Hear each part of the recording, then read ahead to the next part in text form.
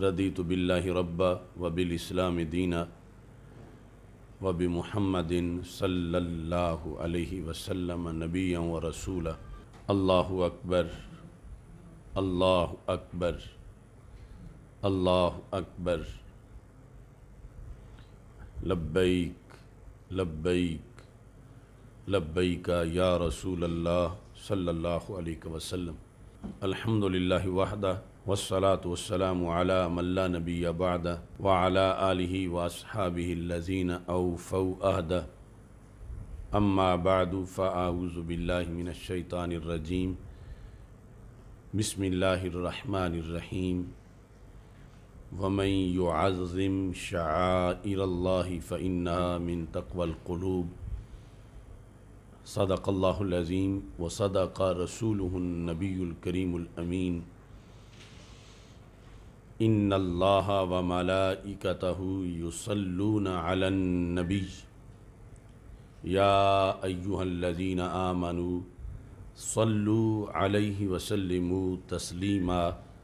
الصلاۃ والسلام علیکہ یا سیدی یا رسول اللہ وعلی آلک واصحابک یا حبیب اللہ۔ الصلاۃ والسلام علیکہ یا سیدی یا خاتم النبیین وعلی آلک واصحابک یا اول النبیین و یا آخر النبیین۔ مولاي صل وسلم دائما ابدا علی حبیبک خیر الخلق کلہم، منزہ عن شریک فی محاسنہ فجوہر الحسن فیہ غیر منقاسم۔ محمد تاج رسل اللہ قاطبۃ، محمد صادق الاقوال والکلم، محمد ذکرہ روح لانفسنا، محمد شکرہ فرد علی الامم۔ رب صلی وسلم دائما ابدا علی حبیبک خیر الخلق کلہم۔ اللہ تبارک و تعالی جل جلالہ وعم نوالہ وتم برہانہ وعظم شانہ وجل ذکرہ وعز اسمہ کی حمد و ثنا، اور حضور سرور کائنات، مفخر موجودات، زینت بزم کائنات، دستگیر جہاں، غم گسار زماں، سید سروراں، حامی بے کساں، قائد المرسلین خاتم النبیین، احمد مجتبیٰ جناب محمد مصطفیٰ صلی اللہ علیہ وآلہ واصحابہ وبارک وسلم کے دربار گوہر بار میں ہدیہ درود و سلام عرض کرنے کے بعد، السلام علیکم ورحمۃ اللہ وبرکاتہ۔ رب ذوالجلال کے فضل اور توفیق سے جہنم سے آزادی کے عشرے میں فہم دین کورس کے اہم سبق فضائل حجر اسود کے سننے سنانے کے لیے اس وقت ہم موجود ہیں۔ تحریک لبیک یا رسول اللہ صلی اللہ علیہ وسلم اور تحریک صراط مستقیم کی طرف سے حضرت شاہ جلال رحمہ اللہ تعالی ریسرچ سینٹر لاہور سے یہ پروگرام پیش کیا جا رہا ہے۔ میری دعا ہے خالق کائنات جل جلالہ ہم سب کو قرآن و سنت کا فہم عطا فرمائے اور قرآن و سنت کے ابلاغ و تبلیغ اور اس پر عمل کی توفیق عطا فرمائے۔ قرآن مجید برہان رشید میں رب ذوالجلال نے شعائر اللہ کی تعظیم کا حکم دیا ہے اور اس کو تقوی قرار دیا ہے۔ وَمَن يُعَظِّمْ شَعَائِرَ اللَّهِ فَإِنَّهَا مِن تَقْوَى الْقُلُوبِ۔ حجر اسود اللہ کی نشانیوں میں سے ایک بہت بڑی نشانی ہے، اسلام کے اہم شعائر میں سے ہے۔ آج بھی کعبۃ اللہ کی دیوار میں اپنے تمام تر جلال و جمال کے ساتھ رونق افروز ہے۔ بندے کا اپنے رب سے جو رابطہ ہے، حجر اسود اس کا ایک بہترین ذریعہ ہے۔ یہاں تک کہ آج امت مصطفیٰ صلی اللہ علیہ وسلم اور 14 صدیوں میں اور قیامت تک ایک امتی کا نبی اکرم صلی اللہ علیہ وسلم سے تازہ رابطہ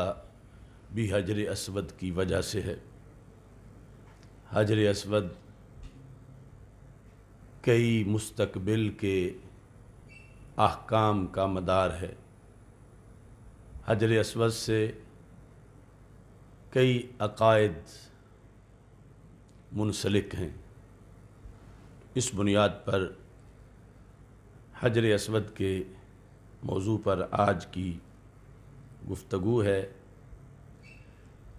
رب ذوالجلال ہم سب کو بار بار حجر اسود کی تقبیل یعنی اسے چومنے کی توفیق عطا فرمائے، اور حالات حاضرہ میں حجر اسود کے گرد وہ انجمن جو ہمیشہ نظر آیا کرتی تھی نظر نہیں آ رہی۔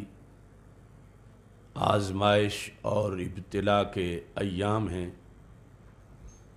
رب ذوالجلال امت مسلمہ کو حجر اسود سے پہلے کی طرح فیض یاب ہونے کی توفیق عطا فرمائے۔ حجر اسود کے کئی نام ہیں۔ ویسے تو حجر اسود کا ترجمہ حجر کا سنگ کے ساتھ اور اسود کا سیاہ کے ساتھ، سنگ سیاہ، سنگ اسود یہ بھی کہا جاتا ہے، لیکن سب سے زیادہ جو حدیث شریف میں اس کا نام آیا ہے وہ ہے حجر اسود۔ اس کے ساتھ دیگر ناموں میں اسے مطلقاً حجر بھی کہا گیا ہے، اسود کے بغیر۔ تیسرا نام اس کا رکن ہے۔ ویسے رکن عربی زبان میں کونے کو کہتے ہیں، کیونکہ وہ کعبۃ اللہ کی عمارت کا کونا ہے، اور باقی جو 3 کونے ہیں ان کو بھی رکن سے تعبیر کیا جاتا ہے، اور علیحدہ علیحدہ نام ہیں۔ محض جب رکن بولا جائے تو اس سے مراد حجر اسود ہوتا ہے۔ حجر اسود کے ناموں میں ایک نام محیا ہے، میم حا یا محیا۔ تو یہ اس لیے ہے کہ جس وقت ایک شخص حجر اسود کے قریب جاتا ہے تو وہ اپنی طرف سے حجر اسود کو تحیہ پیش کرتا ہے، تحفہ۔ جس طرح کہ مسلمان آپس میں ملتے ہیں تو سلام کا تحیہ پیش کرتے ہیں، التحیات للہ، جس طرح وہاں اللہ کے لیے تحیہ پیش کیا جاتا ہے۔ تو لوگ جو ہیں یحیونہ، اس کو تحیہ پیش کرتے ہیں سلام کے ساتھ، چونکہ اس کا استلام بھی کیا جاتا ہے۔ جو قریب ہے وہ چومتا ہے، جو چوم نہیں سکتا ہاتھ لگاتا ہے، جو دور ہے وہ پھر چھڑی اس کے ساتھ لگا سکتا ہے تو وہ چھڑی کے ذریعے فیض پاتا ہے۔ اگر وہ چھڑی بھی نہیں پہنچتی تو پھر دور سے ہاتھ بلند کر کے۔ تو جس طرح کسی بہت بڑی اہم شخصیت سے فیض یاب ہونے کے لیے انسانی آداب میں پیش آ جاتا ہے، تو اس سے بڑھ کر حجر اسود کے لحاظ سے لوگوں میں جذبہ ہوتا ہے۔ اس بنیاد پر عربی زبان میں اس کو محیا بھی کہا جاتا ہے۔ حجر اسود کا ایک نام رکن اسعد بھی ہے، جس طرح اسود ہے واو کی جگہ عین، رکن اسعد۔ اسعد جو ہے سپرلیٹو ڈگری ہے سعادت سے، یعنی بہت زیادہ سعادت والا کونا کعبۃ اللہ کا۔ حجر اسود کے لحاظ سے نبی اکرم نور مجسم شفیع معظم صلی اللہ علیہ وسلم کے مختلف ارشادات موجود ہیں۔ آپ صلی اللہ علیہ وسلم نے ارشاد فرمایا، ان مسح الرکن الیمانی والرکن الاسود یحط الخطایا حتی، کہ رکن یمانی کو ہاتھ لگانے سے یا حجر اسود کو ہاتھ لگانے سے بندے کو یہ فائدہ حاصل ہوتا ہے کہ یہ دونوں بندے کے گناہوں کو جھاڑ دیتے ہیں۔ تو رکن یمانی یعنی جب بندہ کعبے کے گرد چکر لگا کے آتا ہے، حجر اسود سے چلا تو پھر رکن یمانی پہلے آتا ہے اور اس کے بعد پھر حجر اسود آتا ہے، یعنی جو یمن کی سائیڈ میں کعبے کا کونا ہے، تو اس کی بھی فضیلت ہے رکن یمانی کی۔ تو رسول پاک صلی اللہ علیہ وسلم نے فرمایا یہ دونوں بندے کے گناہوں کو جھاڑ دیتے ہیں۔ اور رسول اللہ صلی اللہ علیہ وسلم نے یہ بھی فرمایا واللہ لَيَبْعَثَنَّ اللَّهُ يَوْمَ الْقِيَامَةِ، اللہ قیامت کے دن حجر اسود کو اٹھائے گا، لَهُ عَيْنَانِ يُبْصِرُ بِهِمَا، حجر اسود کی دو آنکھیں ہوں گی قیامت کے دن جن سے وہ دیکھ رہا ہوگا،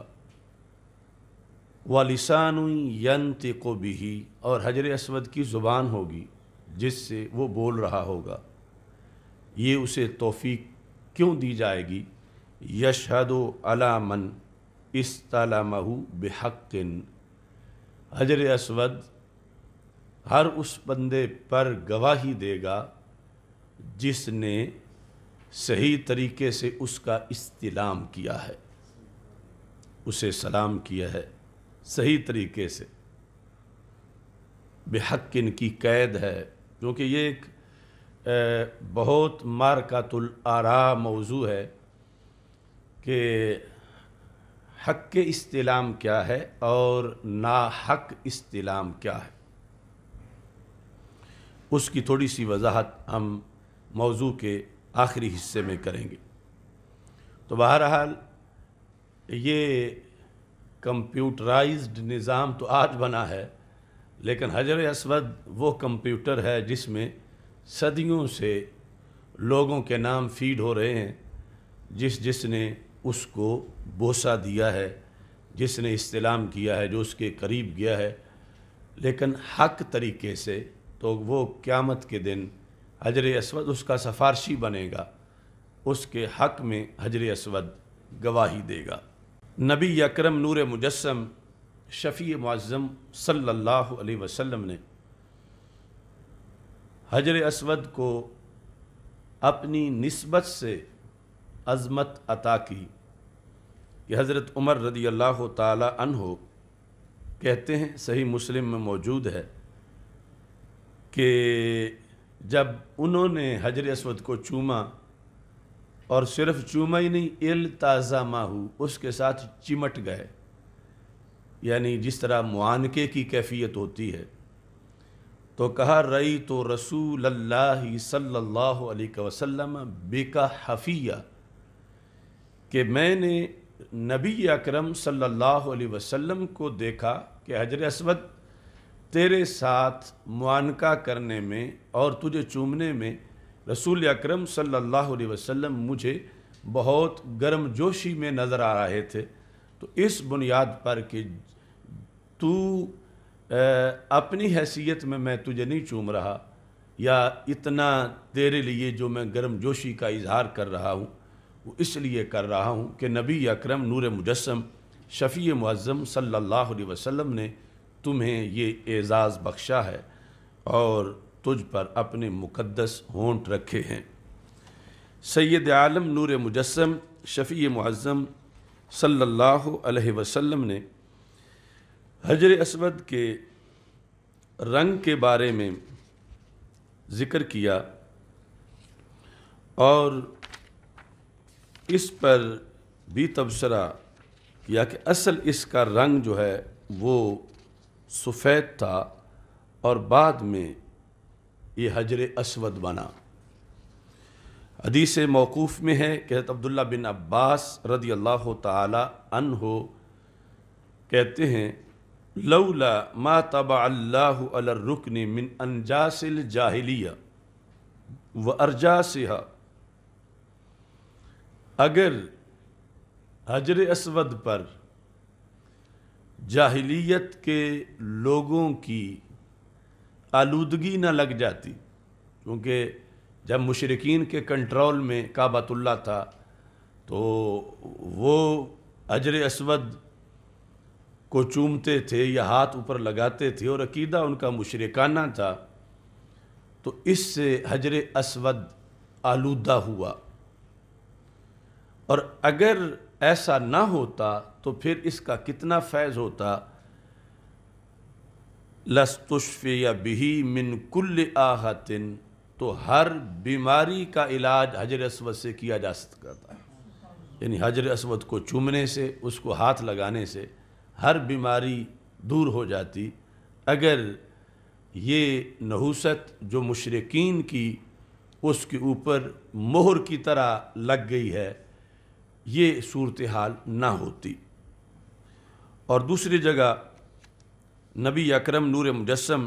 شفیع معظم صلی اللہ علیہ وسلم نے یہ ارشاد فرمایا، یعنی ایک وجہ اس کے سیاہ ہو جانے کی وہ حکمت اللہ کی طرف سے ہے، لِأَلَّا يَنْظُرَ أَهْلُ الدُّنْيَا إِلَى زِينَةِ الْجَنَّةِ، تاکہ دنیا والے جنت کی زینت نہ دیکھ سکیں، کیونکہ یہ جنت سے آیا ہے، اور جنت کا چھپا ہوا ہونا یہ رب کی حکمت ہے۔ یعنی جس طرح کویسچن پیپر کی شان یہ ہے کہ وہ چھپا ہوا ہو، سامنے نہ ہو، پھر وہ کویسچن پیپر ہے، تب امتحان ہو سکے گا، آؤٹ ہو جائے تو پھر امتحان کے تقاضے پورے نہیں ہوں گے۔ یعنی ویسے تو یہ ہے نا کہ اچھی بات کی تبلیغ کی جائے، اسے پھیلایا جائے، لیکن کویسچن پیپر میں جو اچھی بات لکھی ہوئی ہے تو اس کی شان یہ ہے کہ وہ وقت پہ اس کو ظاہر کیا جائے، اس سے پہلے اس کو چھپا کے رکھا جائے۔ تو جنت اور دوزخ کے لحاظ سے امت کا امتحان ہے۔ اگر جنت سامنے ہو تو پھر کون سیر سپاٹے اور میلے موج کے لیے نکلے جنت کی حسن کو دیکھ کر، پھر تو کوئی بھی پیچھے نہ ہٹے۔ جہنم کے شعلے سامنے ہوں تو کون جہنم والے کام کرے؟ تو ایمان بالغیب رکھا گیا ہے کہ دیکھے بغیر یوں مانو اور یوں ڈرو جیسے تم دیکھ رہے ہو، اور یوں طلب رکھو جیسے تم دیکھ رہے ہو جنت کو۔ تو اس بنیاد پر حدیث موقوف کے اندر نبی اکرم نور مجسم شفیع معظم صلی اللہ علیہ وسلم نے ایک حکمت یہ بھی ارشاد فرمائی تاکہ اہل دنیا جنت کی زینت نہ دیکھ سکیں۔ وَإِنَّهُ لَيَاقُوتَ بَيْضَاء، اصل یہ سفید یاقوت کا تھا، جنت سے جب آیا تھا تو اس کو پھر ڈھانپا گیا کہ یہ دنیا اس کے حسن کے اظہار کا مقام نہیں ہے، یہ جنت کی چیز ہے، اور اس کا دنیا میں اگر بالکل اصلی حالت میں یہ ظاہر رہے تو پھر یوں ہے جیسے پیپر آؤٹ ہو جائے، یعنی حکمت جو اللہ کی امتحان کی ہے اس میں مداخلت ہو جائے، تو اس بنیاد پر اسے پردے میں رکھا گیا۔ اس کے ساتھ نبی اکرم نور مجسم شفیع معظم صلی اللہ علیہ وسلم کا یہ فرمان بھی ہے جس میں مزید مقام ابراہیم کا ذکر بھی ہے، اور یہ مجموعی طور پر سب عقائد اہل سنت ہی سے ان کو سمجھا جا سکتا ہے۔ یعنی مقام ابراہیم سے تبرک یا حجر اسود سے تبرک، یہ صرف ہمارا عقیدہ ہے، کیونکہ علماء نجد نے باقاعدہ کتابیں لکھی ہیں کہ حجر اسود کو برکت کے لیے ہاتھ لگانا کہ برکت ملے گی یہ حرام ہے، بلکہ شرک بھی لکھا ہے۔ تو مقام ابراہیم جو پتھر ہے یا حجر اسود، ان کو برکت والا مان کے ان سے برکت پانا ہاتھ لگا کے، یہ عقیدہ اہل سنت کا ہے۔ اب نبی اکرم نور مجسم شفیع معظم صلی اللہ علیہ وسلم ارشاد فرماتے ہیں، حضرت عبداللہ بن عمر رضی اللہ تعالیٰ عنہ روایت کرتے ہیں، الرکن والمقام یاقوتتان من یاقوت الجنہ، رکن اور مقام ابراہیم اور حجر اسود یہ جنتی یاقوت سے ہیں، ولولا ان اللہ طمس علی نورہما، اگر رب ان کے نور کو نہ بجھاتا، یعنی ان کا اصل میں اتنا نور تھا، لَأَضَاءَتَا مَا بَيْنَ الْمَشْرِقِ وَالْمَغْرِبِ، تو سورج کے بغیر یہ دونوں پتھر ہی مشرق مغرب کے درمیان پوری کائنات کو روشن رکھتے، یعنی اتنا ان کا نور تھا، لیکن رب ذوالجلال نے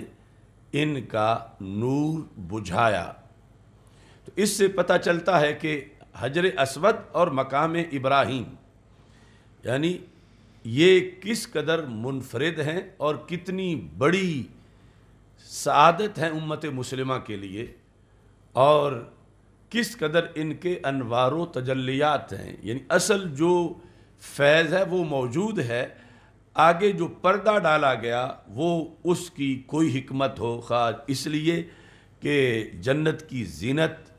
چھپ جائے، خواہ اس لیے کہ سورج کی روشنی انوار و تجلیات ان کے سامنے مدھم نہ پڑ جائیں، خواہ اس لیے کہ مشرکین کی جو آلودگی تھی وہ درمیان میں رکاوٹ بنی اس کے اصلی رنگ کے ظاہر ہونے سے، یا پھر آگے کہ اس امت کے گناہگار جو ہیں ان کے گناہوں کو چوسنے کی وجہ سے جو مستقل آگے حدیث آئے گی، تو یہ ساری گفتگو اس کے رنگ پر ہے، اور یہ ایک سنگ ہے، اور اس سنگ میں اتنا رنگ ہے، اتنا نور ہے کہ حجر اسود اور مقام ابراہیم دونوں ہی مشرق مغرب کے درمیان کائنات کو روشن کرنے کی طاقت رکھتے ہیں۔ نبی اکرم نور مجسم شفیع معظم صلی اللہ علیہ وسلم کی دوسری حدیث میں یہ ہے، لولا مساہما من خطایا بنی آدم، اگر بنی آدم کے گناہ ان دونوں پتھروں کو ٹچ نہ ہوتے، نہ مقام ابراہیم کو اور نہ ہی حجر اسود کو، لَأَضَاءَ مَا بَيْنَ الْمَشْرِقِ وَالْمَغْرِبِ، تو یہ مشرق مغرب کے درمیان کی پوری کائنات کو روشن کرتے،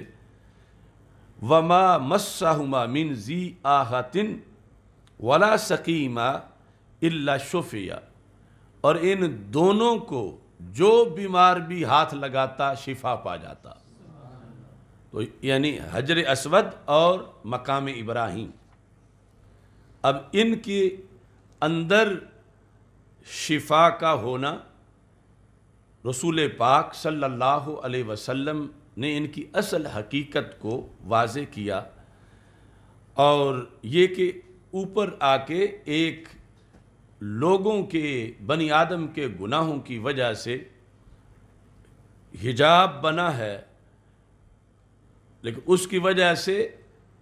برکت ان کی نہیں ماری گئی کہ اندر سے برکت ہی ختم ہو گئی، مگر جتنا تیز اثر ویسے ہونا تھا کہ اگر روزانہ 1,00,000 بندہ ہاتھ لگائے تو 1,00,000 کا 1,00,000 ہی صحیح ہو جائے، وہ اگرچہ فیض اس رکاوٹ کی وجہ سے نہ رہا، لیکن نفس سے برکت، اور یہ کہ اب بھی گناہ جھاڑتا ہے، اور اب بھی اس کی وجہ سے سب سے بڑی بیماری گناہ ہے،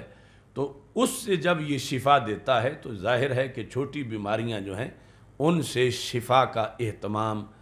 بھی ان پتھروں میں موجود ہے۔ سید عالم نور مجسم شفیع معظم صلی اللہ علیہ وسلم نے حجر اسود کے تعارف میں یہ ارشاد فرمایا، آیا کہاں سے ہے؟ فرمایا الحجر الاسود نازل بہ ملک من السماء، حجر اسود کو ایک فرشتہ آسمانوں سے لے کے اترا، یعنی چونکہ جنت 7 آسمانوں کے پار ہے تو وہاں سے یہ پتھر آیا اور ایک فرشتہ اس کو لے کے اترا۔ تو یہ زمین پر جنت کی نشانی ہے۔ اور ایک حدیث شریف کے مطابق تو پہلے آیا بھی بر صغیر پاک و ہند میں، یعنی ہماری اس سرزمین سے تحفہ پھر یہ حرم کی طرف پہنچا، اس حوالے کا بھی میں ذکر کرتا ہوں۔ تو نبی اکرم نور مجسم شفیع معظم صلی اللہ علیہ وسلم کے عظیم صحابی حضرت عبداللہ بن عباس رضی اللہ تعالی عنہ، ظاہر ہے کہ جب صحابی ایسی بات کریں جو ماورائے عقل ہو تو وہ فرمان رسول علیہ السلام کے حکم میں ہوتی ہے، گرچہ ویسے اس کو حدیث موقوف کہا جا رہا ہو۔ اس میں یہ بتایا گیا ہے کہ حجر اسود سے فیض پانے کے لحاظ سے کچھ لوگوں نے خود غلطی کی، اور ان کی غلطی کی وجہ سے باقی لوگ بھی محرومی کا شکار ہوئے۔ یعنی ایک تو ہے وہ عہد جاہلیت کے لوگ جن کا مرض شرک تھا اور اس لائق نہیں تھے کہ حجر اسود کے قریب جائیں۔ حضرت عبداللہ بن عباس رضی اللہ تعالیٰ عنہ کہتے ہیں کہ توحید پرست جو ہیں ان میں سے بھی بعض لوگوں کی غلطی سے اس کی فیوز و برکات کے اوپر حجاب آیا۔ کیسے؟ کہتے ہیں لولا ان الحجر تمسہ الحائض وہو لا تشعر، اگر حیض والی خاتون حجر اسود کو ہاتھ نہ لگاتی، جو کہ لگایا گیا اس حالت میں کہ وہ جانتی نہیں تھی، لا تشعر، بے خبری میں ہاتھ لگا گئی، اور ایسے ہی والجنب وہو لا یشعر، اگر کوئی جنبی بندہ حجر اسود کو ہاتھ نہ لگاتا جو کہ لگا گیا بے خبری میں، اگر ایسا نہ ہوتا تو پھر ما مسہ اجزم ولا ابرس، کہا تو یہ تو اتنا زبردست شفا بانٹنے والا پتھر تھا کہ اگر کوڑ کے مریض کو بھی اس کے قریب کیا جاتا تو یہ فوراً اسے شفا دے دیتا، برس اور جزام کے مریضوں کا یہ علاج کرتا۔ لیکن یعنی یہ غلطی خود لوگوں نے کی کہ جو اس کا اہتمام تھا وہ اہتمام جب نہیں ہوا تو پھر اس کے لحاظ سے پھر کمی لوگوں کی ہے کہ یہ درمیان میں ایک حجاب بنوا بیٹھے۔ لیکن پھر بھی یعنی اب بھی جو اس کا مقام ہے وہ اگلی احادیث میں ہم واضح کریں گے کہ کس قدر امت مسلمہ کے لیے یہ اللہ کی طرف سے اعزاز ہے، اور یہ قیامت تک کے لیے ہے۔ اس کا مفقود ہو جانا وہ کائنات کا بہت بڑا حادثہ ہوگا کہ اس کے بعد پھر قیامت آ جائے گی۔ حجر اسود یعنی اتنا بڑا اہم حوالہ ہے پوری کائنات کے لیے۔ سید عالم نور مجسم شفیع معظم صلی اللہ علیہ وسلم سے صحابہ نے جو روایت کیا، آگے تابعین کے جو اقوال ہیں ان میں حضرت مجاہد کہتے ہیں کہ حضرت آدم علیہ السلام حجر اسود اپنے ساتھ لائے جنت سے، یمسح بہا دموعہ، اس سے وہ اپنے آنسو صاف کرتے تھے۔ حبط آدم علیہ السلام بالہند، آدم علیہ السلام جب ہند میں اترے، جو ہم نے غزوہ ہند والی مباحث میں بھی حدیثیں ذکر کی ہیں، وَأُنزِلَ مَعَهُ الْحَجْرُ الْأَسْوَدُ، آپ کے ساتھ حجر اسود بھی ہند کی سرزمین پہ اتارا گیا، اور ساتھ جنت کے پتوں کی ایک مٹھی بھی اتاری گئی، فَنَاصَرَهَا بِالْهِنْد، تو حضرت آدم علیہ السلام نے وہ جو پتوں کی مٹھی تھی وہ بکھیر دی پورے ہند میں۔ یہ سبزہ، یہ ہریالی، مری کی پہاڑیاں، یہ پورا جو بر صغیر ہے اس کے اندر بالخصوص جو عود ہندی مشہور ہے خوشبو کے لحاظ سے، یہ اسی جنت سے آئی ہوئی پتوں کی خیرات ہے کہ جو اس سے آگے درخت جو ہیں وہ پیدا ہوئے۔ فَأَصْلُ مَا يُؤْتَى بِهِ مِنَ الطِّيبِ مِنَ الْهِنْد من الورق۔ حجر اسود میں یہ صلاحیت بھی ہے، حضرت عبداللہ بن عمر کہتے ہیں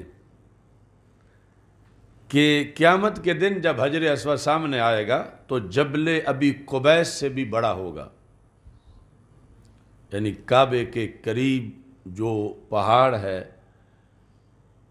یہ جس سائڈ پہ ان نجدیوں نے اپنے محلات بنائے ہوئے، اب تو وہ سارا کاٹ کاٹ کے وہ چھوٹا سا کر دیا ہے، تو وہ جو بالکل سب سے قریب ترین پہاڑ ہے کعبۃ اللہ کے، اس پہاڑ سے بھی حجر اسود بڑا نظر آئے گا قیامت کے دن، اور بول رہا ہوگا، اور جو بھی اس کے قریب ایمان کی حالت میں حق ادا کرتے ہوئے پہنچا ہے اس کے بارے میں وہ گواہی دے گا۔ حضرت عائشہ صدیقہ رضی اللہ تعالی عنہا کہتی ہیں کہ رسول اکرم صلی اللہ علیہ وسلم نے یہ بھی ارشاد فرمایا کہ حجر اسود کے قریب جب جاتے ہو تو اس کا خیال رکھو، کوئی غلطی نہ کرو، کوئی سستی نہ کرو، چونکہ یہ گواہ ہے تمہارا، یعنی ہے پتھر مگر وہ تمہارا سارا حال دیکھ رہا ہے۔ فرمایا اشہدوا ھذا الحجر خیرا فإنہ یأتی یوم القیامۃ شافع و مشفع۔ فرمایا حجر اسود کے لحاظ سے وہاں پر موجود ہوتے ہوئے خیر کا اہتمام کرو، شر سے بچو، گناہ سے بچو، کیونکہ یہ قیامت کے دن اٹھے گا تو یہ شافع ہوگا۔ شافع یعنی ہر بندہ جس نے اس کے پاس کھڑے ہو کے ذکر کیا، جس نے اللہ اکبر کہا، ہر بندہ جو یہاں سے گزرا، یہ اس کے حق میں سفارش کرے گا۔ اور رسول پاک صلی اللہ علیہ وسلم نے ساتھ یہ بھی فرما دیا مشفع، اور جس کے بارے میں بھی یہ شفاعت کرے گا شفاعت مانی جائے گی، یعنی یہ شافع بھی ہے، مشفع بھی ہے۔ مشفع وہ ہے کہ جس کی شفاعت کو اللہ کی طرف سے قبول کر لیا جائے، جس کے لیے وہ سفارش کرے اس مقصد میں۔ اور نبی اکرم نور مجسم شفیع معظم صلی اللہ علیہ وسلم نے حجر اسود کے لحاظ سے یہ بھی ارشاد فرمایا کہ یہ یمین اللہ ہے، یہ بھی متشابہات میں سے اللہ کا دایاں ہاتھ ہے، اللہ کا دایاں ہاتھ۔ اب رب ذوالجلال کا ہاتھ کیسا ہے یہ متشابہات سے ہے، ہم مانتے ہیں، لیکن جو مراد ہے وہ قیامت کے دن اللہ کا دیدار کریں گے تو پتہ چلے گا ید اللہ کا مطلب کیا ہے۔ لیکن اس ید اللہ کے ساتھ مناسبت ہے حجر اسود کی، چونکہ حاجی یا عمرہ کرنے والا یہ وفد اللہ ہے، اللہ کا وفد اللہ، اللہ کا ڈیلیگیشن ہے، اللہ کے یہ مہمان ہیں تو اللہ سے ملنے جاتے ہیں، تو یہ حجر اسود کو چومنا یا اس کا استلام اتنا بڑا کام ہے کہ یہ گویا کہ چونکہ اللہ تو جسم سے پاک ہے، تو یہ اتنا مرکز تجلیات ہے کہ گویا کہ حاجی رب سے مصافحہ کر رہا ہے، یا عمرہ کرنے والا یا جو بھی وہاں ہے وہ اللہ تعالیٰ سے مصافحہ کر رہا ہے، اور اس کو درمیان میں رکھا گیا ہے۔ یہاں پر حجر اسود کے بارے میں نبی اکرم صلی اللہ علیہ وسلم کا موقوف فرمان ابن عباس جو بتاتے ہیں، وہ کہتے ہیں الحجر الاسود یمین اللہ فی الارض، زمین پر اللہ کا دایاں ہاتھ ہے حجر اسود۔ فَمَن لَّمْ يُدْرِكْ بَيْعَةَ رَسُولِ اللَّهِ صلی اللہ علیہ وسلم فَمَسَ الْحَجْرَ، جس بندے کے دل میں یہ تڑپ ہو کہ کاش کہ میں رسول اکرم صلی اللہ علیہ وسلم کے ظاہری حیات کے زمانے میں ہوتا تو میں سرکار کے ہاتھ پہ بیعت کرتا،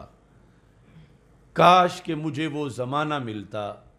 تو مجھے بھی بیعت کا شرف حاصل ہوتا کہ دست رسول صلی اللہ علیہ وسلم کو مس کر کے میں بیعت کا شرف حاصل کرتا۔ تو ابن عباس کہتے ہیں جس سے یہ نہیں مل سکی سعادت فماسا الحجرا، وہ حجر اسود کو چھو لے، ہاتھ لگائے، فقد بایع اللہ و رسولہ، اس نے اللہ اور اللہ کے رسول صلی اللہ علیہ وسلم سے بیعت کر لی ہے۔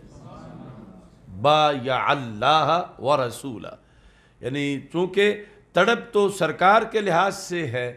کہ سرکار کے ہاتھ پہ صحابہ نے بیعت کی، اللہ تو پاک ہے جسم سے، اور جب یہ حجر اسود کے قریب جائے گا فقط بایع اللہ و رسولہ، اب کتنا بڑا اوریجنل فنکشنل امت کے لیے یہ رابطہ ہے اللہ اور اللہ کے رسول صلی اللہ علیہ وسلم کے قرب کا، کہ یہ پتھر آج یا کل نہیں بنا، نہ ہی اس کو یہ موقع، یہ مرتبہ 1 صدی پہلے ملا ہے، جنت سے آیا ہے، اور رسول پاک صلی اللہ علیہ وسلم نے اس کے ان احکام کو بیان کیا ہے، اور صدیوں کے گزر جانے کے باوجود ہمیں خوشبوئے رسول علیہ السلام اس سے آتی ہے، کیونکہ اس پر اجماع ہے، یہ بدلا نہیں، اس پر اجماع ہے، یہ وہی پتھر ہے، یہاں کسی کو شک و شبہ کی گنجائش نہیں۔ یعنی باقی بہت سے آثار کے لحاظ سے شک ڈال دیا جاتا ہے کہ پتہ نہیں یہ وہ جگہ ہے یا نہیں، پتہ نہیں یہ وہ پتھر ہے یا نہیں۔ تو حجر اسود ان آثار میں سے ایک ہے کہ جہاں پر شک و شبہ کی کوئی گنجائش نہیں، واقعی نبی اکرم نور مجسم شفیع معظم صلی اللہ علیہ وسلم کے ہاتھ بھی اسے نصیب ہوئے، ان ہاتھوں سے شرف، اور رسول پاک صلی اللہ علیہ وسلم کے مقدس ہونٹوں کا فیض بھی حجر اسود نے پایا۔ کعبۃ اللہ کا حق جب ادا نہیں کیا جائے گا تو مسلمانوں پر مصائب آئے جائیں۔ کعبے کا حق ہے کعبے کا طواف، یہاں تک کہ تاریخ میں جب کعبے کے گرد کئی فٹ پانی بھرا تو پھر بھی طواف نہیں رکا، لوگ تیر کے بھی طواف کرتے رہے۔ مکہ مکرمہ کی تاریخ میں 593 ہجری کے اندر جب سیلاب آیا تو اس میں بھی حجر اسود سے اوپر تک پانی چڑھ چکا تھا، کئی گز، کہ ذراعین مجموعی طور پر کئی گز پانی تھا۔ کان الناس یطوفون بالعام، تو لوگ تیر کے طواف کرتے تھے تاکہ ایسا نہ ہو کہ دوسری مخلوقات کہیں کہ انسانوں کا کعبہ جو ہے وہ تو طواف سے خالی پڑا ہے، کیونکہ اللہ نے مختلف مخلوقات کو اپنے اپنے قبلے دیے ہوئے ہیں، جس طرح فرشتوں کا بیت المعمور ہے، تو روئے زمین پہ بسنے والے انسانوں کے لحاظ سے ان پہ لازم ہے کہ کعبے کا حق ادا کرتے رہیں۔ تو جب پانی ہے تو لوگوں نے یہ نہیں کہا کہ اب ہم کہیں گے عذر پیش کریں گے کہ رب پانی کھڑا ہے اب کیا کر سکتے تھے، تو پھر بھی حق ادا کیا گیا جو آج نہیں کیا جا رہا، اور پوری دنیا عالم کفر اس چیز پہ خوش ہے کہ مسلمانوں کا کعبہ جو ہے اس کا مطاف معاذ اللہ خالی پڑا ہے۔ 669 ہجری کے اندر جب سیلاب آیا تھا اس کے اندر بھی یعنی لوگوں نے تیر کے طواف جاری رکھا اور طواف میں انقطاع نہیں آنے دیا۔ رسول اکرم صلی اللہ علیہ وسلم نے فرمایا لا تقوم الساعة حتى لا يحج البیت، اس وقت تک قیامت نہیں آئے گی جب تک کہ بیت اللہ کا حج نہ کیا گیا۔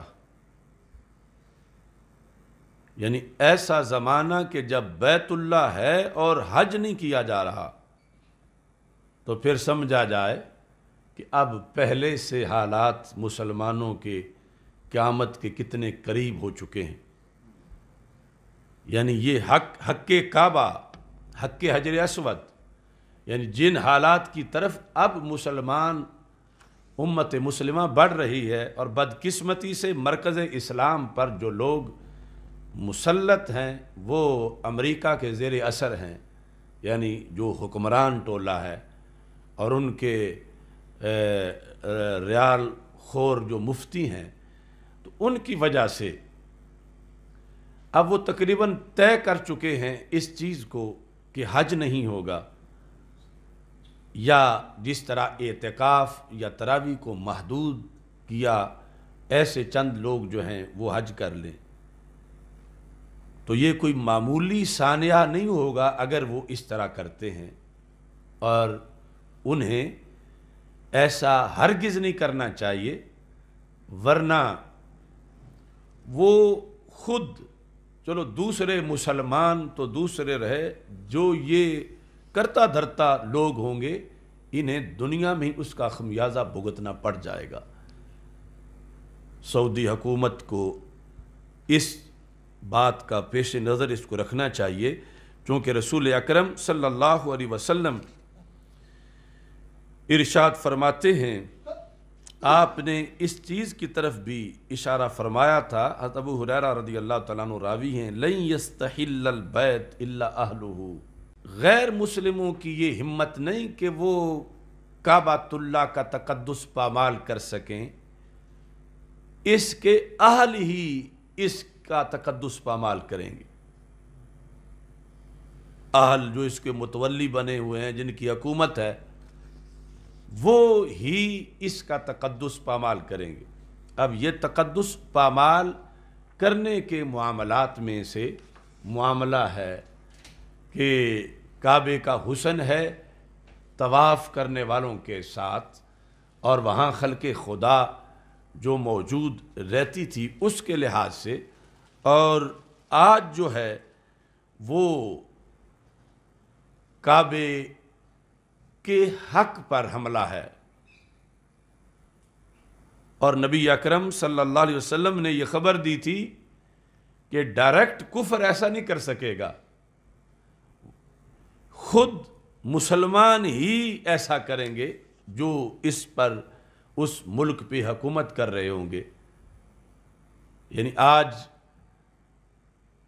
14 صدیوں کے گزر جانے کے باوجود بھی امت مسلمہ میں اتنا دم خم ہے کہ اگر امریکہ یا کوئی دوسری قوت زور سے کعبہ بند کرنا چاہتی تو مسلمان شہادتیں پیش کر دیتے اور کعبہ بند نہ ہونے دیتے۔ تو یہ جسارت کفر کبھی نہیں کر سکتا۔ سرکار فرماتے ہیں خود ہی یہ جو اس کے متولی ہوں گے، اس کے اہل حرم، وہ ہی اس کا تقدس پامال کریں گے، تو پھر کیا ہوگا؟ فَإِذَا اسْتَحَلُّوهُ فَلَا تَسْأَلْ عَنْ هَلْكَةِ الْعَرَبِ، فرمایا جب کعبے کا تقدس پامال ہو گیا تو پھر عربوں کو کوئی نہیں بچا سکے گا، پھر عربوں کی ہلاکت ہوگی۔ یعنی یہ جن حالات کا 14 صدیاں پہلے رسول اکرم صلی اللہ علیہ وسلم نے تذکرہ کیا کہ کعبہ اور عرب، کعبے کا تقدس اور عرب سالمیت، یہ آپس میں لازم و ملزوم ہیں۔ اگر انہوں نے کعبے کی طرف پشت کر دی تو پھر عرب محفوظ نہیں رہ سکیں گے، اور ہلاکت کا سلسلہ جو ہے وہ شروع ہو جائے گا۔ اللہ تعالیٰ محفوظ رکھے بلاد حرمین شریفین کو اور ایسی صورتحال سامنے نہ آئے، لیکن نا امیدی بہت ہے۔ حکمران ٹولہ جو وہاں پہ ہے وہ ان کے معاہدے، ان کی دوستی جن یہود و نصارہ سے ہے، اس یہود و نصارہ کی دوستی سے کبھی بھی خیر کی توقع نہیں کی جا سکتی، چونکہ واضح وہ قرآن کے حکم کے خلاف ہے۔ نبی اکرم صلی اللہ علیہ وسلم نے اسی حدیث میں فرمایا کہ جب خود ایسا یہ کریں گے، ثم تجیء الحبشہ، پھر حبشہ کے لوگ آ جائیں گے، فیخربونہ خرابا، وہ کعبے کو معاذ اللہ خراب کر دیں گے، اور اس کے بعد کبھی کعبہ تعمیر نہیں کیا جا سکے گا، اور پھر قیامت آ جائے گی۔ اس بنیاد پر یعنی ان احادیث کی طرف بھی توجہ رکھنی چاہیے، اور یہ بہت تیزی سے جو حالات بدلتے جا رہے ہیں، کعبے کی حفاظت اور حجر اسود کی حفاظت، حجر اسود کا رہنا یہ دنیا کی سلامتی کی ضمانت ہے۔ نبی اکرم صلی اللہ علیہ وسلم ارشاد فرماتے ہیں لا تقوم الساعہ حتی یرفع الرکن والقرآن، جب تک حجر اسود کعبے کی دیوار میں ہے قیامت نہیں آئے گی، اور جب تک قرآن موجود ہے، اٹھایا نہیں گیا آسمانوں کی طرف، تو قیامت نہیں آئے گی۔ اس بنیاد پر حجر اسود کے لحاظ سے اور یہ جو بلاد حرمین ہیں اس کے لحاظ سے پوری امت کو سیریس ہونا چاہیے کہ اگر وہاں کوئی ایسا واقعہ ہوتا ہے تو اس کے اثرات پوری ملت اسلامیہ پہ پڑیں گے، اور ان دنوں میں جو نماز با جماعت بند ہے، اعتکاف سے روکا گیا ہے، سحری افطاری تراویح عام لوگوں کے لحاظ سے بند ہے، تو یہ کوئی تاریخ کی 14 صدیوں کا کوئی معمولی واقعہ نہیں ہے، یعنی یہ بہت خطرناک صورتحال ہے جس کا یعنی پوری امت کی سالمیت کے ساتھ ایک ریلیشن ہے۔ یعنی ڈائریکٹ تو وہ لوگ ہیں کہ جن کے لیے امریکہ برطانیہ کی دوستی مقدم ہے، اور پھر ان کے زیر اثر ان کے مفتی ہیں، لیکن آگے پوری امت پر بھی ذمہ داری عائد ہو رہی ہے، پوری امت کے لحاظ سے، کہ وہ سیریس ہوں کہ کہیں ایسا نہ ہو کہ یہ شہزادوں کی اپنی جنگوں میں حجر اسود کو کوئی غائب کرے، یا گنبد خضرا کی طرف کوئی میلی نگاہ سے دیکھے، کیونکہ آپس کے ان کے اندرونی حالات بھی ناگفتہ بے، اور بیرونی طور پر جو یہود و نصارہ سے ان کی دوستی ہے وہ بھی خطرے سے خالی نہیں ہے۔ سیدہ عائشہ صدیقہ رضی اللہ تعالیٰ عنہ کہتی ہیں کہ رسول اکرم صلی اللہ علیہ وسلم نے ارشاد فرمایا اکثروا استلام ھذا الحجر، حجر اسود زیادہ چوما کرو، حجر اسود کو زیادہ سلام استلام کیا کرو، ہاتھ لگایا کرو، یہ اگر ممکن نہیں ہاتھ لگانا تو دور سے اشارہ کیا کرو،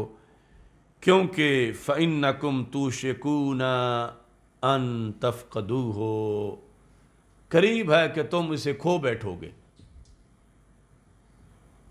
پھر ڈھونڈو گے یہ ملے گا نہیں۔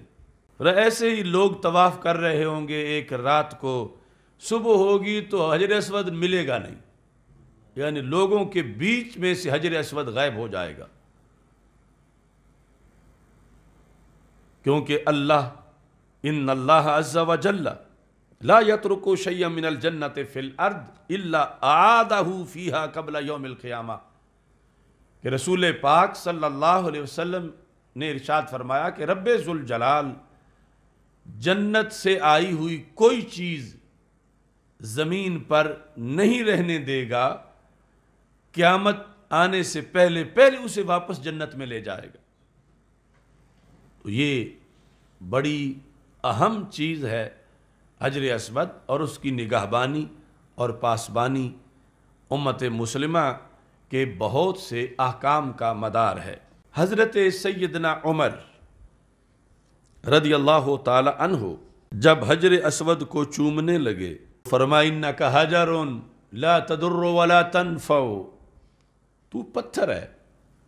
تو نہ نفع دیتا ہے نہ تو نقصان دیتا ہے۔ لولا انی رأیت رسول اللہ صلی اللہ علیہ وسلم یقبلک ما قبلتک، اگر میں نبی اکرم نور مجسم شفیع معظم صلی اللہ علیہ وسلم کو تجھے چومتے ہوئے نہ دیکھتا تو میں کبھی بھی تجھے نہ چومتا، میں نے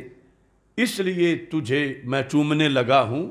کہ تجھے رسول پاک صلی اللہ علیہ وسلم نے چوما ہے۔ چونکہ دوسری طرف یہ حدیث شریف ہے،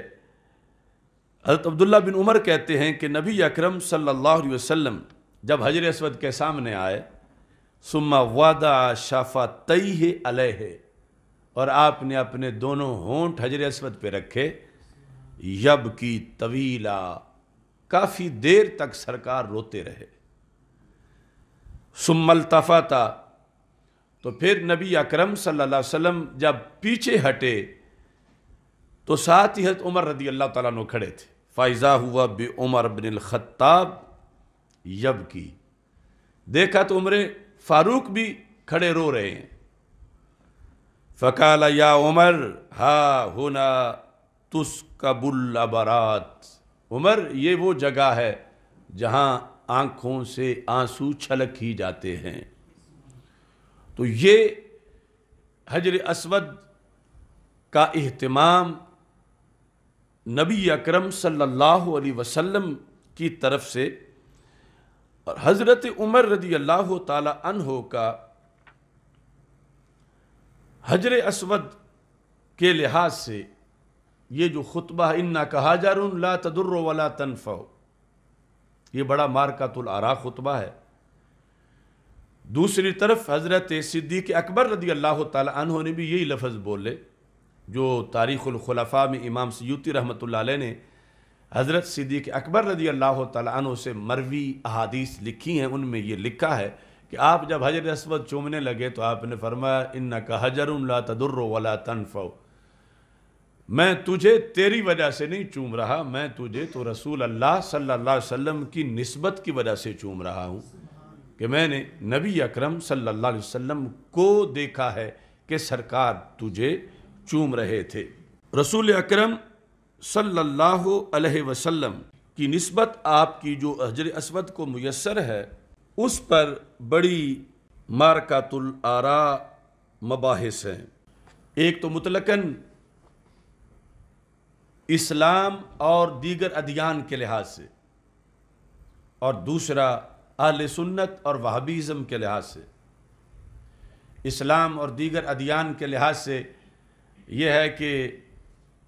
وہ کہنے لگے کہ اسلام نے پتھروں سے ہٹایا تھا تو پھر پتھروں کے پیچھے ہی لگا دیا ہے، یعنی بت اکثر پتھروں کے تھے، تو اسلام نے کہا یہ کچھ نہیں دے سکتے، یہ کچھ نہیں کر سکتے،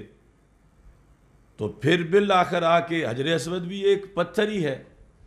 تو اس کو اتنا اعزاز دیا جا رہا ہے، اس کو چوما جا رہا ہے، یعنی انہوں نے وہ بت کا پتھر اور حجر اسود کو برابر تولنے کی کوشش کی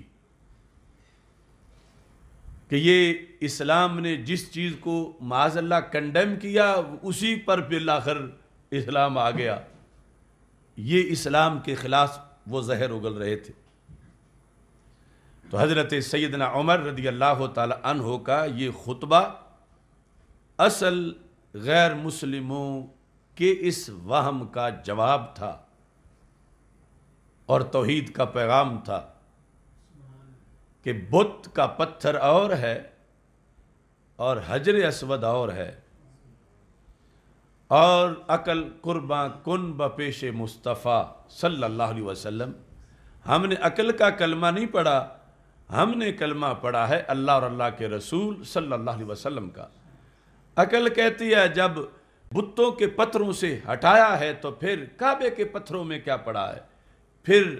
حجر اسود میں کیا پڑھا ہے، پھر رکن یمانی میں کیا پڑھا ہے، پھر مقام ابراہیم میں کیا پڑھا ہے؟ تو کہتے ہیں لذت ہی اس ماننے میں ہے کہ ہم عقل کی بات نہیں مانتے، ہم نے کلمہ اللہ اور اللہ کے رسول صلی اللہ علیہ وسلم کا پڑھا ہے۔ انہوں نے پتھروں سے ہٹایا ہے تو ہم ہٹ گئے ہیں کہ ان کی عبادت چھوڑی ہے،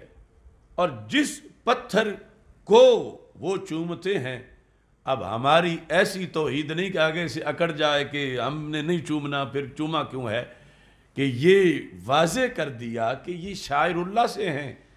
ان کی عبادت نہیں کی جا رہی، ان کی تعظیم کی جا رہی ہے، اور اللہ کی وجہ سے کسی چیز کی جو تعظیم ہے وہی تو توحید کا ایک حصہ ہے اور توحید کا ایک سبق ہے۔ تو اس بنیاد پر جب کفار مشرکین بتوں کا فائدہ مانتے تھے تو آپ نے اس کے مقابلے میں فرمایا اِنَّكَ حَجَرٌ لَا تَضُرُّ وَلَا تَنْفَعُ، تم پتھر ہو، تم کچھ نہیں کر سکتے، لیکن تم وہ ہو کہ جہاں رسول پاک صلی اللہ علیہ وسلم نے اپنے ہونٹ رکھے ہیں، تو اب تمہارا مقام و مرتبہ جو ہے وہ وراء الورا ہے، تو میں تمہیں اس نسبت سے چوم رہا ہوں، اور دنیا یاد رکھے کہ ہم وثنیت کے پیچھے نہیں پڑے کہ بت پرستی کے پیچھے پڑے ہوں، ہم وحدہ لا شریک کو مانتے ہیں، اور اسے مانتے ہوئے پتھر کا ادب، احترام اور تعظیم اس لیے کر رہے ہیں کہ اس کو اللہ اور اللہ کے رسول صلی اللہ علیہ وسلم سے خاص نسبت حاصل ہے، بت کو وہ نسبت میسر نہیں، تو اللہ کی مدد، اللہ کے فضل کا مظہر کوئی پتھر بھی بن جائے تو اہل حق اس کو جوتوں کے تلے روندتے نہیں بلکہ اس کا ادب اور احترام کرتے ہیں، چونکہ سارے توحید پرستوں سے سب سے بڑے توحید پرست حضرت محمد مصطفیٰ صلی اللہ علیہ وسلم نے اس پتھر پر اپنے ہونٹ رکھے ہیں اور اس کو اپنے فضل سے فیض یاب فرمایا ہے۔ یہاں پر اسی چیز کو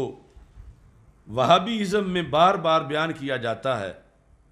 اور یہ کہ چونکہ انہوں نے حج کی غلطی لکھی ہے، حج کی غلطی کہ حجر اسود کو مس کرنا برکت کے لیے، یہ حج کی غلطی ہے، بلکہ محمد بن صالح عثیمین نے واضح طور پر کہا کہ یہ شرک تک پہنچ جاتا ہے بندہ اگر حجر اسود کا فائدہ سمجھے کہ میں ہاتھ لگاؤں گا تو مجھے فائدہ ہوگا، میں حجر اسود سے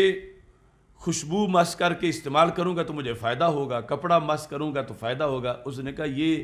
تو شرک تک بات پہنچ جاتی ہے، لیکن دوسری طرف صحابہ اور تابعین کا عمل موجود ہے،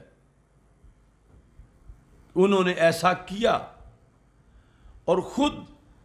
یعنی یہ جو حضرت عمر رضی اللہ تعالی عنہ فرما رہے تھے لا تضر ولا تنفع لا تضر ولا تنفع لا تضر ولا تنفع، تو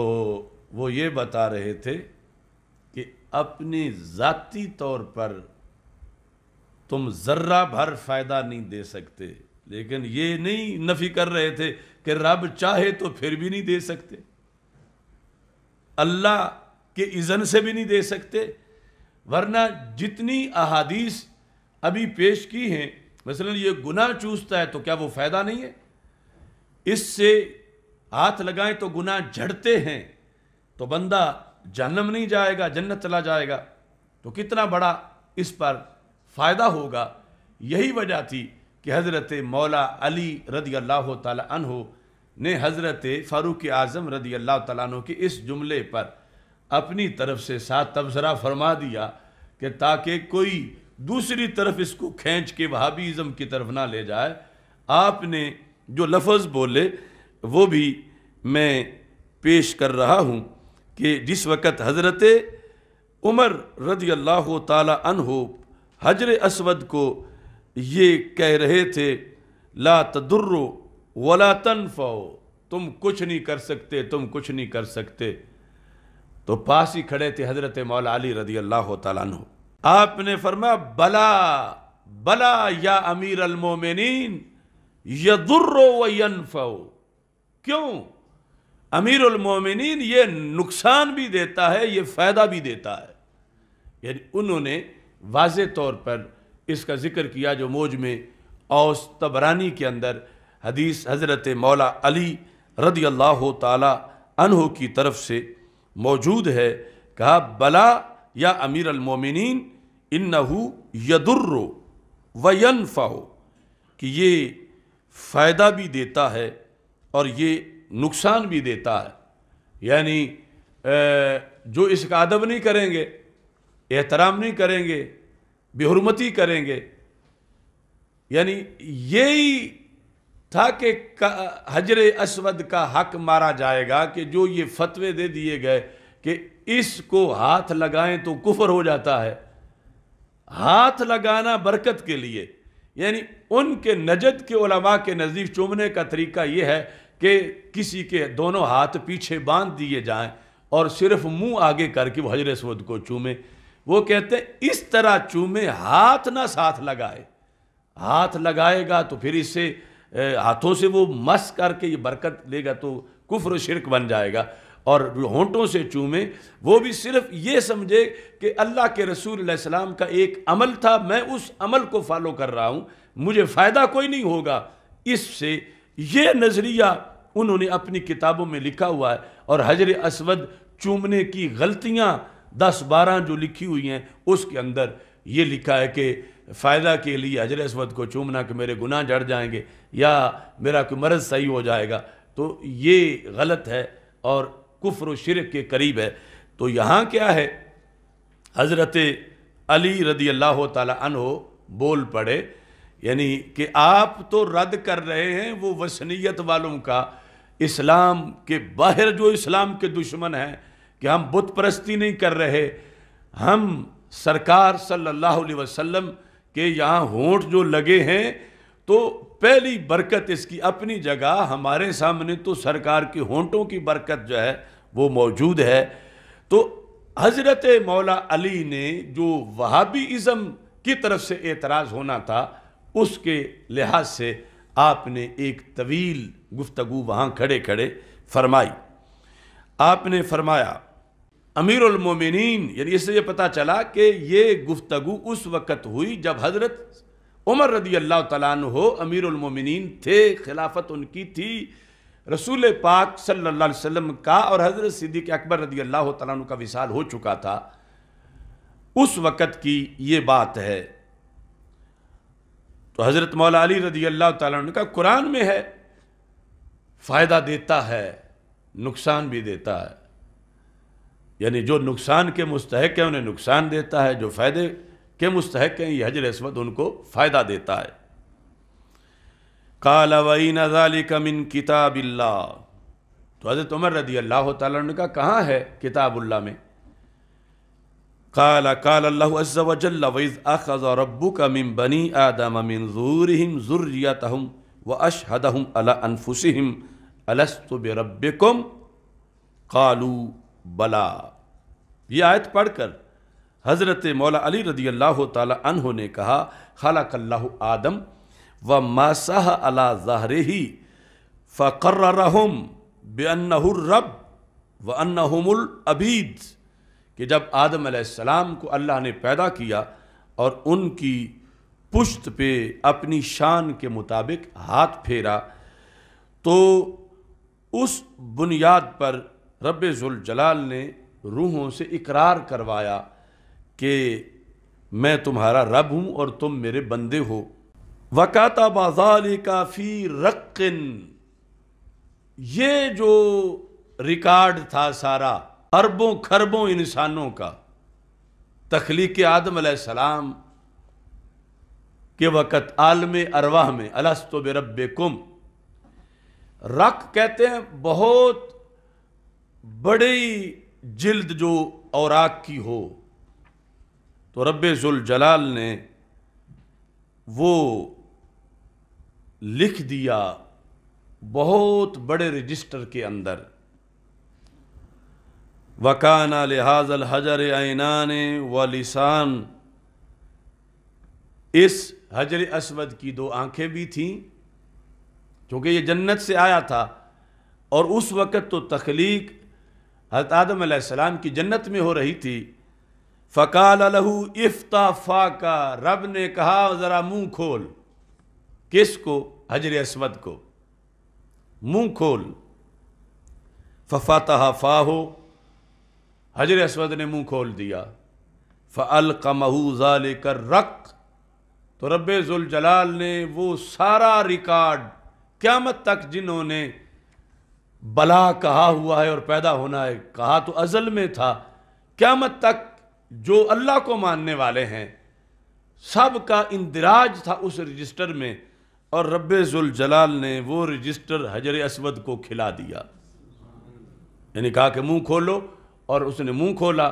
تو حجر اسود کے اندر اس رجسٹر کو منتقل کر دیا گیا۔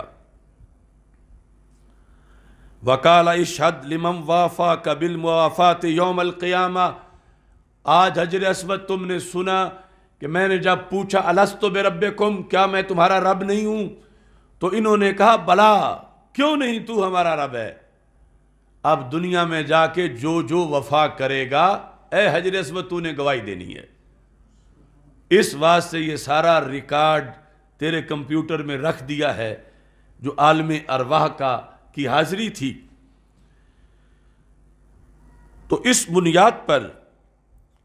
وَإِنِّي أَشْهَدُ، یہ ابھی حجر اسود کے پاس کھڑے ہوئے گفتگو ہو رہی ہے حضرت مولا علی رضی اللہ تعالی عنہ کی حضرت فاروق اعظم رضی اللہ تعالی عنہ کے ساتھ، اور لوگ سن رہے ہیں۔ کہتے ہیں وَإِنِّي أَشْهَدُ، میں یہ گواہی دیتا ہوں، حضرت مولا علی رضی اللہ تعالیٰ عنہ کہتے ہیں میں گواہی دیتا ہوں، لَسَمِعْتُ رسول اللہ صلی اللہ علیہ وسلم یقول، میں نے سرکار کو یہ فرماتے سنا ہے، میرے کان گواہ ہیں، میں نے خود سنا ہے نبی اکرم صلی اللہ علیہ وسلم سے کہ سرکار فرماتے ہیں یؤتی یوم القیامہ بالحجر الاسود، قیامت کے دن حجر اسود کو لایا جائے گا، وَلَهُ لِسَانٌ، حجر اسود کی زبان ہوگی، یشہد لمن یستلمہ بالتوحید، جس نے بھی حالت ایمان میں اسے چوما ہوگا، اس کو ہاتھ لگایا ہوگا یا دور سے ہی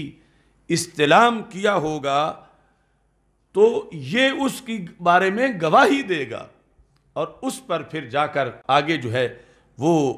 قیامت کا فیصلہ مکمل ہوگا۔ یہ اتنا بیان کر کے کہا فَهُوَ یا امیر المومنین یضر وینفع، امیر المومنین ہے پتھر مگر نفع بھی دیتا ہے نقصان بھی دیتا ہے پتھر۔ آج حل مشکلات، مدد، استعانت اور ان معاملات کے لحاظ سے یہ کہا جاتا ہے یہ امام احمد رضا بریلوی نے یہ مسلک بنا دیا، تو میں کہتا ہوں اگر یہ بریلویت ہے تو یہ تو حجر اسود کے پاس اس دن بیان ہو گئی تھی جب حضرت مولا علی رضی اللہ تعالی عنہ نے حضرت عمر رضی اللہ تعالی عنہ کے سامنے کھڑا ہو کر کہا ہے پتھر، لیکن اس کا نفع ماننا اور ہے، بت کا نفع ماننا اور ہے۔ بت نفع نہیں دیتا، یہ دیتا ہے، اور حضرت عمر رضی اللہ تعالی عنہ کا فرمان جو تھا اس کا مطلب بھی یہ تھا کہ ذاتی طور پر یہ کچھ نہیں کر سکتا، اللہ کی عطا سے کرنے والا ہے اور رسول پاک صلی اللہ علیہ وسلم کی نسبت سے کرنے والا ہے، لیکن چونکہ موقع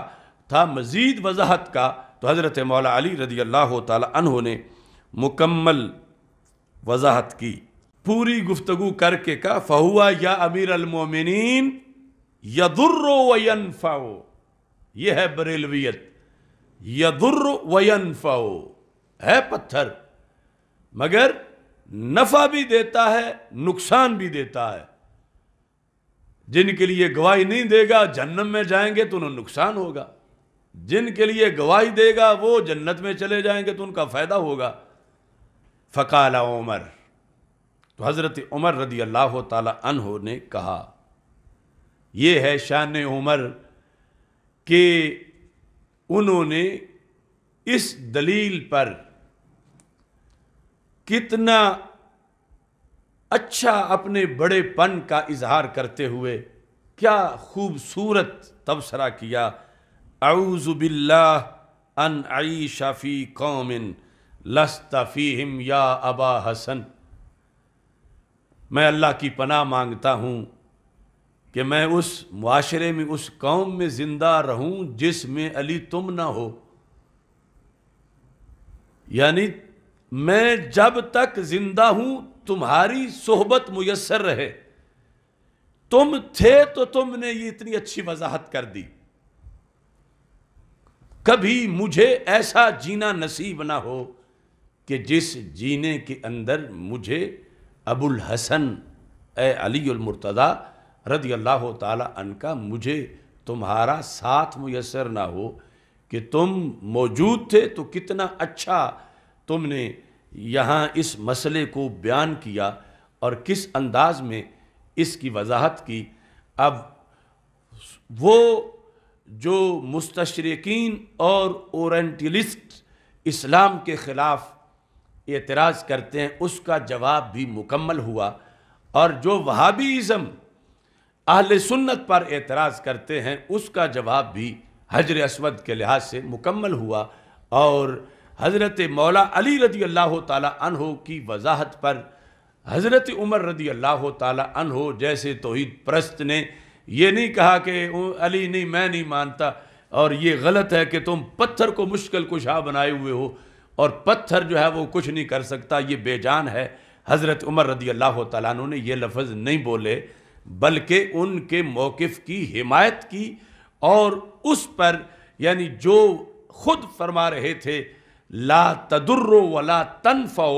جس پر محدثین نے اپنی جگہ اس مکالمہ کے بغیر بھی وہی موقف بیان کیا جو اہل سنت کا ہے، کہ نفی ذاتی فائدے کی کر رہے تھے، رب کے اذن اور عطا سے جو فائدہ تھا اس کی نفی نہیں کر رہے تھے، لیکن اس کے باوجود حضرت علی رضی اللہ تعالی عنہ نے اس سے اگلا درجہ بھی واضح کر دیا کہ نفع دیتا ہے اور نقصان دیتا ہے، ظاہر ہے کہ وہ اللہ کے اذن سے ہی ہے اور اللہ تعالیٰ کے حکم سے ہے۔ تو یہ ایک آج ہمارا سبق حجر اسود کے لحاظ سے تھا، جس میں یہ چند امور ذکر کیے گئے۔ اللہ بلاد حرمین شریفین کو ہمیشہ محفوظ رکھے، اللہ امت کو حرمین شریفین کی پاسبانی بطریق احسن کرنے کی توفیق عطا فرمائے۔ رب ذوالجلال حجر اسود کے لحاظ سے بہترین طریقے سے حجر اسود اور تمام شعائر اور تمام آثار رسول صلی اللہ علیہ وسلم کی نگہبانی کی امت کو، ہم سب کو توفیق عطا فرمائے۔ وآخر دعوایا ان الحمد للہ رب العالمین۔